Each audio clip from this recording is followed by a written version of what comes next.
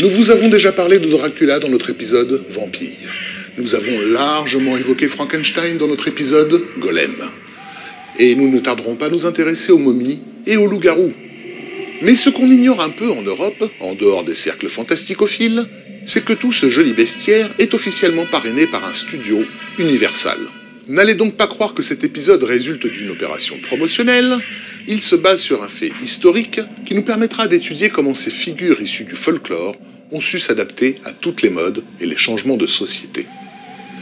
Regroupons les mythes ensemble.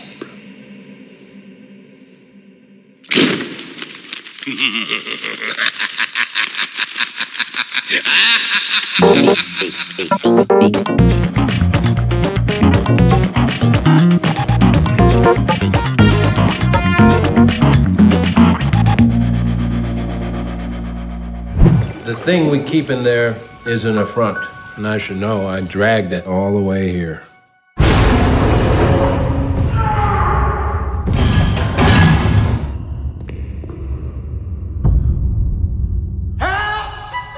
Auréolé de son Lion d'Or à Venise, ses 2 Golden Globes et ses 13 nominations aux Oscars, le film de Guillermo del Toro La Forme de l'eau collectionne les louanges d'institutions pourtant méfiantes à l'égard du fantastique. It's an animal, just keeping it tame. Et s'il est possible aujourd'hui de proposer cette histoire d'amour entre une femme et un amphibien visqueux, c'est que le temps a fait son œuvre sur les consciences. Since childhood, I've been faithful to monsters. I have been saved and absolved by them. En s'inspirant ouvertement d'une figure emblématique des Universal Monsters, à savoir la créature du lac noir, Del Toro s'inscrit dans une mythologie installée et peut s'autoriser à franchir ce pas érotico-romantique. Mais que sont ces Universal Monsters et pourquoi les connaissons-nous si bien ? Très simplement, il s'agit de Dracula, de Frankenstein, de la momie, du loup-garou, du fantôme de l'opéra, de la créature du lac noir. Un ensemble de personnages qui ont donné lieu à des films devenus des véritables classiques, signés par Todd Browning, James Whale, Karl Freund. C'est ce qui va faire quelque chose d'extrêmement identifiable, à la fois thématiquement, sur le plan mythologique, mais aussi sur le plan esthétique. C'est la naissance du cinéma gothique, ni plus ni moins.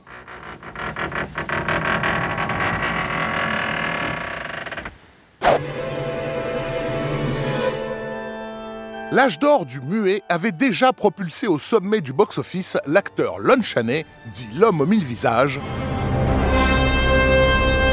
en prouvant que le bestiaire fantastique européen pouvait déplacer les foules américaines. Scene 215, take 1. Mais lorsque Carl Laemmle Jr. reprend les rênes du studio Universal en 1929, Action. en plein krach boursier, il prouve que l'Amérique en crise a besoin d'une forme d'exorcisme qui va s'incarner dans un nouveau type de star. The Bride of Frankenstein. Universal va avoir cette idée de génie d'aller chercher 2 nouveaux acteurs, en l'occurrence Lugosi, qui était plutôt un acteur de théâtre à la fin des années 20. Excellent, Mr. Enfield. Excellent. Qui incarnait le rôle de Dracula sur les planches à Broadway, et Boris Karloff d'un autre côté, qui va devenir célèbre dans le rôle de la créature. Il y aura bientôt Lon Chaney Jr. dans le rôle du loup-garou à partir de 1941.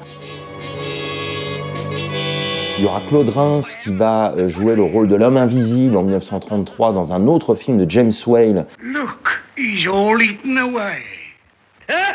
How do you like that, eh? To a new world of gods and monsters. La domination de ces figures sur le box-office des années 30 va officiellement faire de Universal le studio des monstres. On pourrait même dire une usine à monstres, tant l'exploitation du filon sera excessive. Petit à petit, il y aura des suites. La fille de Dracula, le fils de Dracula, la fiancée de Frankenstein, etc., etc. Et de suite en suite, on aura bientôt des crossovers. Frankenstein rencontre le loup-garou, qui lui-même va finir par se battre contre Dracula dans la maison de Dracula ou dans la maison de Frankenstein. On va tomber dans ce qu'on va appeler une certaine forme de décadence. tout ça va tomber un petit peu en désuétude. Et ce qui va donner les derniers feux de l'âge d'or Universal, ce sera des parodies. Ce sera la série des Abbott et Costello à partir de 1949.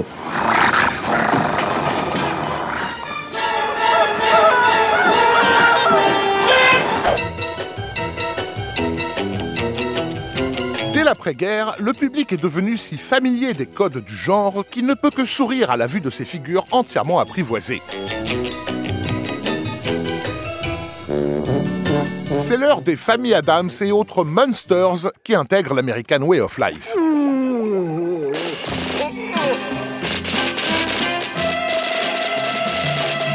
Peu à peu, Universal abandonne ces monstres. Mais ce qu'ils ont exprimé un jour a-t-il vraiment disparu ?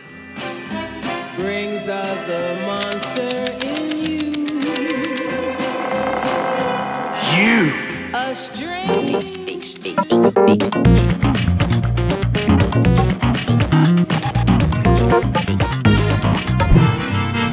If you're blue and you don't know where to go to, why don't you go where fashion sits? Entre les parodies à foison, les dessins animés et les costumes d'Halloween, on a régulièrement pu croire que Dracula, Frankenstein, le loup-garou et leurs petits amis étaient définitivement relégués au domaine de la petite enfance. Et pourtant, chaque génération de jeunes adultes semble les avoir rappelés à une fonction cathartique mystérieuse.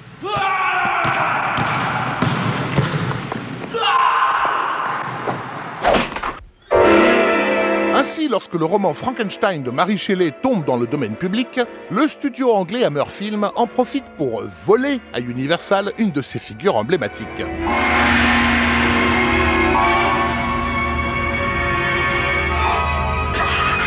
Le film Frankenstein s'est échappé en 1957 va avoir un tel succès qu'au box-office, il va battre Le Pont de la rivière Kwai de David Lean, donc c'est un succès foudroyant.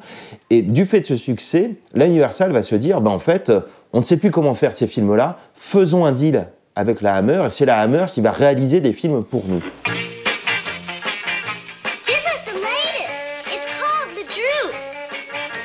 Et quelque part, ces films-là, c'est ce qui va précipiter, au même titre que la révolution pop, les Beatles, les Stones, etc., finalement, la révolution pop propre aux années 60.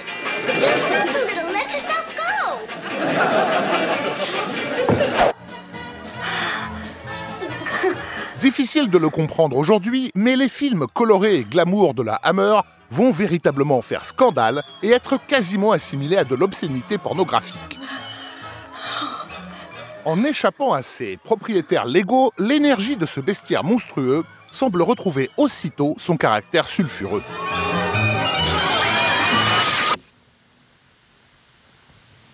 I love you, Edward.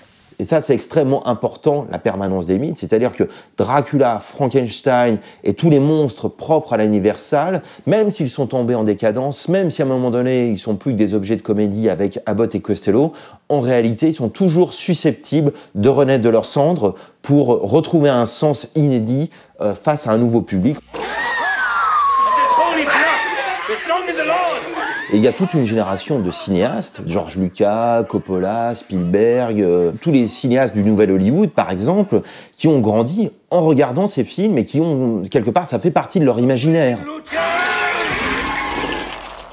I bring you from shadow into light. I cast you out, the prince of darkness.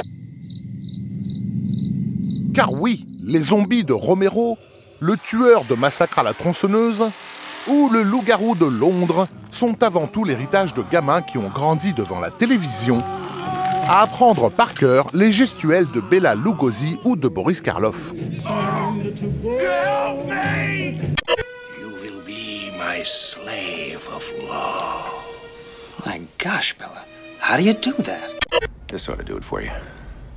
Si ces nouveaux artistes ont pu réinventer ce bestiaire, c'est parce qu'ils étaient détachés de toute adaptation officielle, libres de manipuler, de triturer, bref, de véritablement réinventer.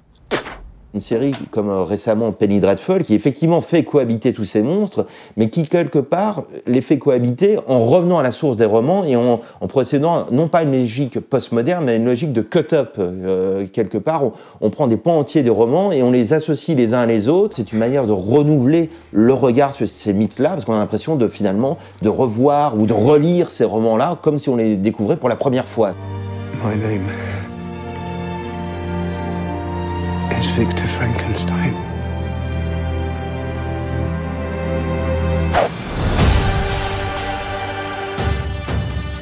Du catastrophique Van Helsing en 2004 au chaotique La Momie de 2017, le Dark Universe promis par Universal a bien du mal à trouver les faveurs du public. You really do believe you're looking at a real-life merman. En 2008, le studio s'était rapproché de Guillermo del Toro dans l'espoir qu'il ressuscite son catalogue. Le deal n'a pu se faire, mais c'est peut-être ce qui lui permet aujourd'hui de réinventer une des figures de ce bestiaire, loin de toute obligation contractuelle. Car la pérennité bien réelle de ces mythes semble étrangement mépriser la notion de propriété intellectuelle.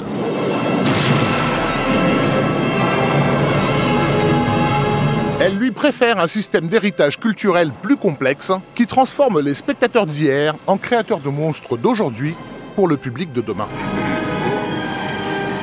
Bien plus que des Universal Monsters, ces créatures sont peut-être plus exactement des monstres universels.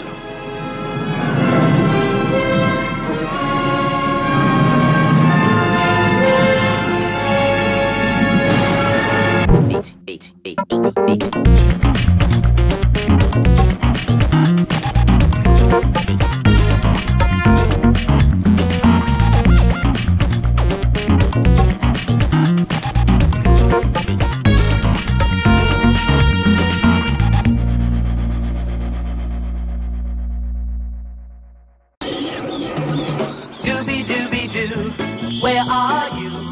We got some work to do now. Scooby-Dooby-Doo, where are you? We need some help from you now. Come on, Scooby-Doo, I see you, pretending you got a sliver. You're not fooling me, 'cause I can see the way you shake and shiver. If we can count on you, Scooby-Doo, I know we'll catch that villain. 8, 8, 8, 8, 8, 8, 8, 8, 8, 8.